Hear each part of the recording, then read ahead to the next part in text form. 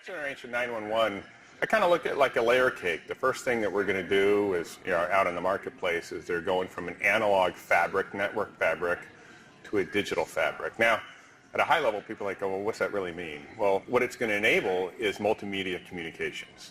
Right now, with current 911 systems, they can only handle voice coming in, not text, not video, not images, because it's analog.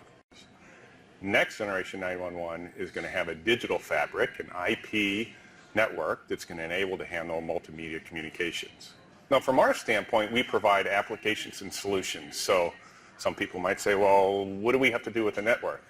Well, the network is simply an enabler to get the multimedia communications, data, voice, video, into the PSAPs, and that's where we take on.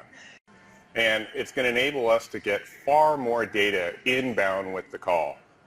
Things like automatic crash notification, as an example, would come within the call. So airbags were deployed where the car was, struck a pole or struck another car. So we get far more information beyond just a call for help.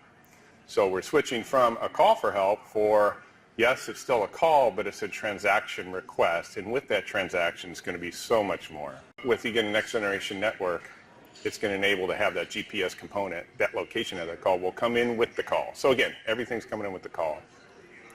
So you start from that point where it's coming in, and then from a dispatching standpoint, we have that unified communication workflow that now we're marrying the call with the dispatch for resources. So if we think everything in life is an inputs and outputs, the input is a request for a response.